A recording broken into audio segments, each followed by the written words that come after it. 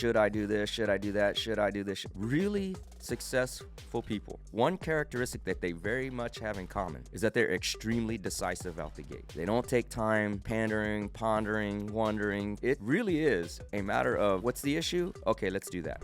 When you're decisive, you're gaining a competitive advantage every single time. Well, what do you mean gaining an advantage? Because you are gaining time advantage over people that sit back and ponder decisions. Entrepreneurs, successful ones, are very comfortable being uncomfortable. They understand that they will not know all the answers and still go. The more you put yourself in an environment to solve problems, to go with uncertainty, to go with discomfort, then the more decisive you actually can become. So when you're waiting for decisions to happen, you're just like, man, why can't we just go? Let's just go. And so I have found is that embed yourself with decisive people. Build those habits, learn to problem solve, learn to be comfortable with uncertainty, and just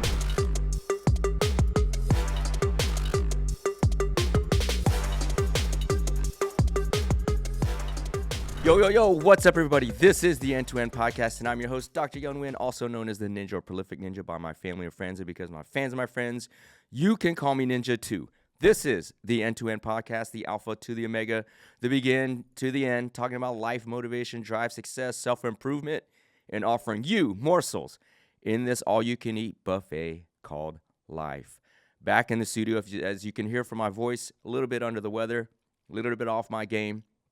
So this might be a real quick one. So before I get into that, I want to let you know that I start every episode as I start my day, which is when I wake up in the morning, I give thanks to God and the universe for another opportunity to live to my fullest potential so that I can inspire others to live to their fullest potential. And with that, I want to thank everybody out there that has been growing this show, liking, commenting, following, and especially sharing the short form and the long form episodes.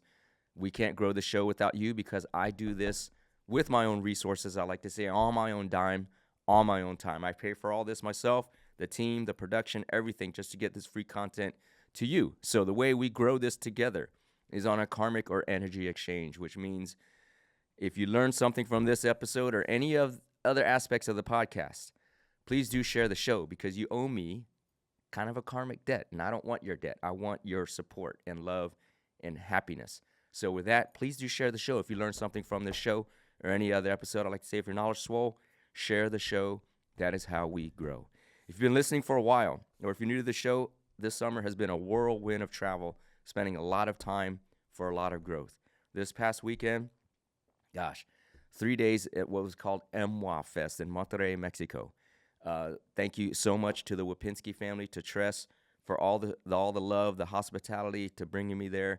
What it was is one of the largest Mexican families of jewelry store owners had a big festival inviting some of their top clients to this specific event.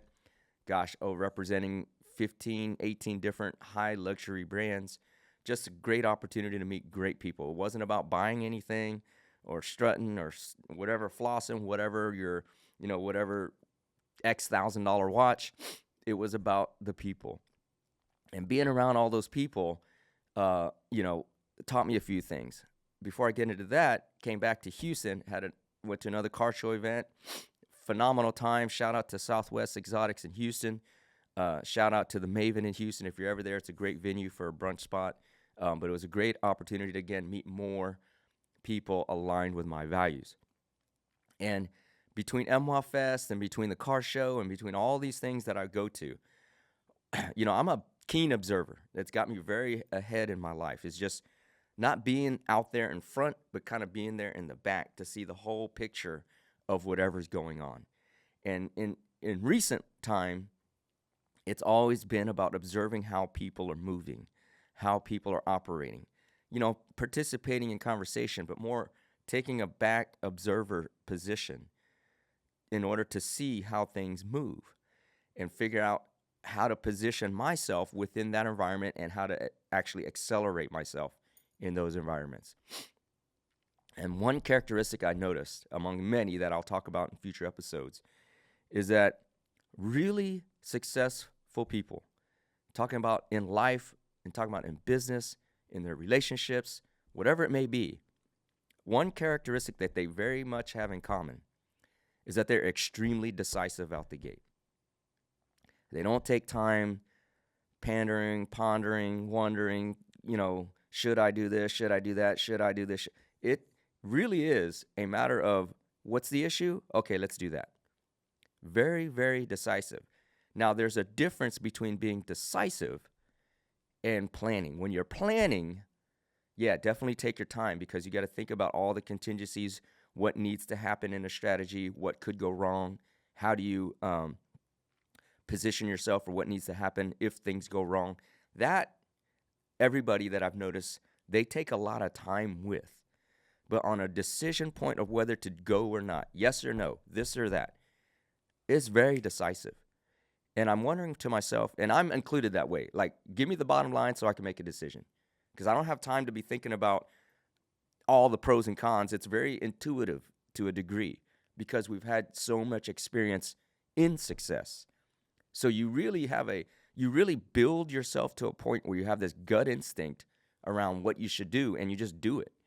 There's no, well, if we go this way, all these things can happen, these bad things can happen. If we go this thing, it just kind of goes in your head, and then immediately you make a decision.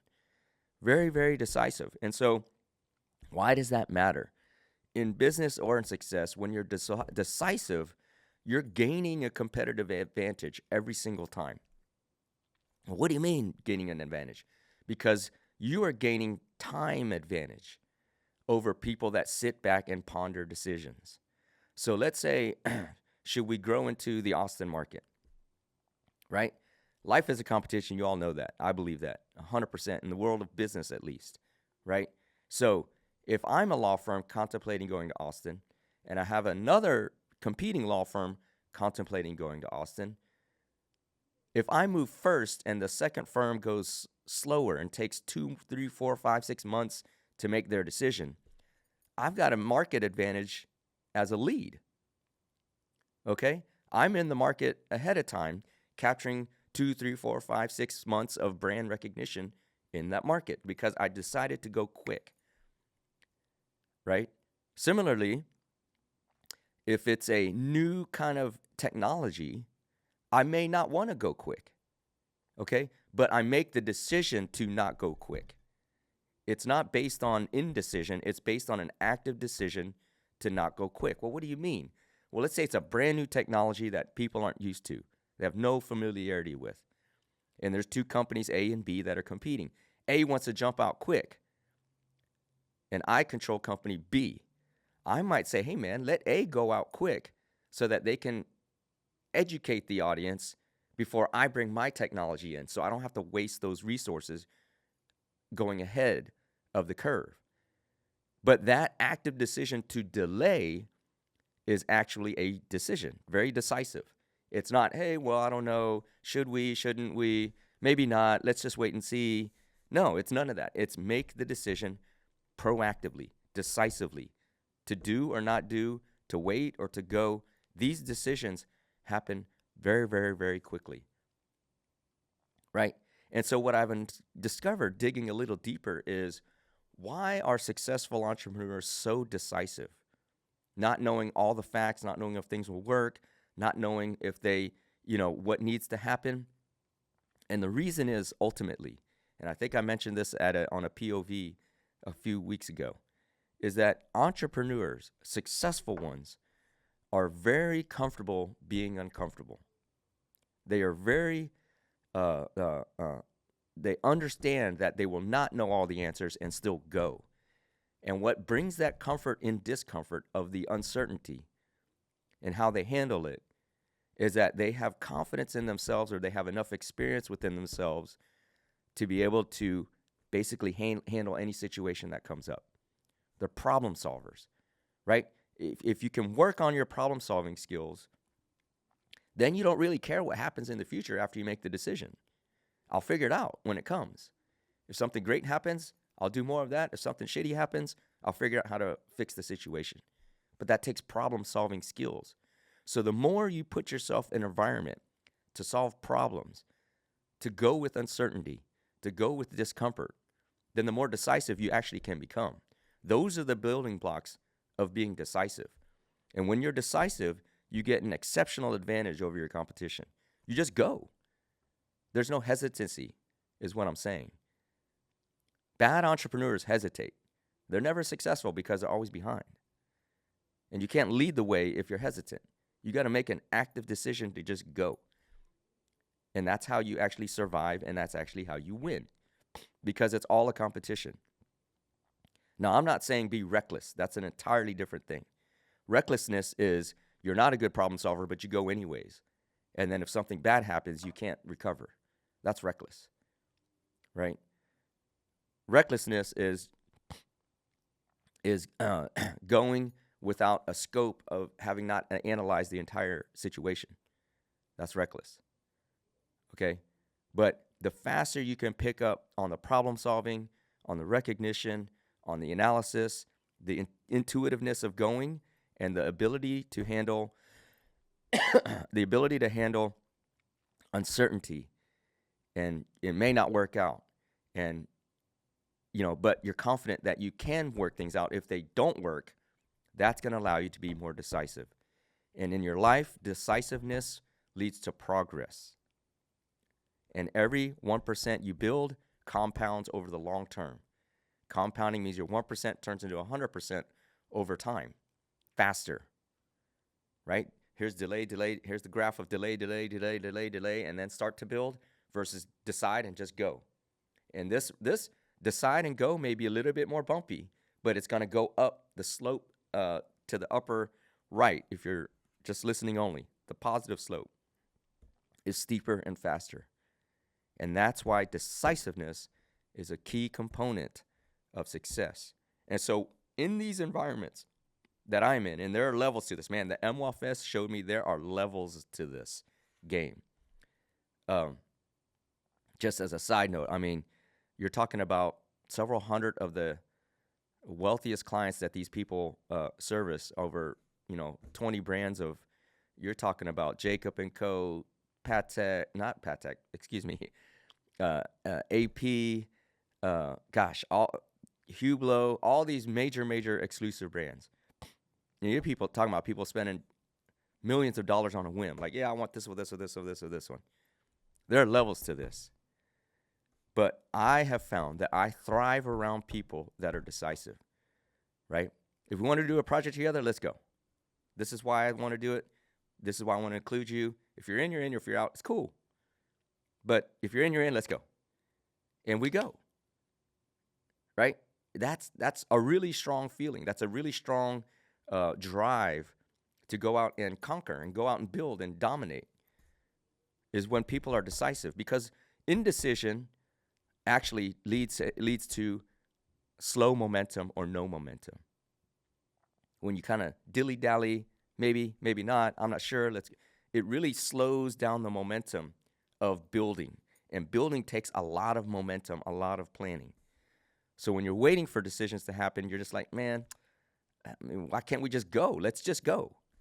And so I have found, and this might apply for you, is that embed yourself with decisive people. Learn how to become decisive. Decisiveness leads to action, which leads to progress, which leads to building, which leads to success. Indecision leads to stagnancy, no momentum.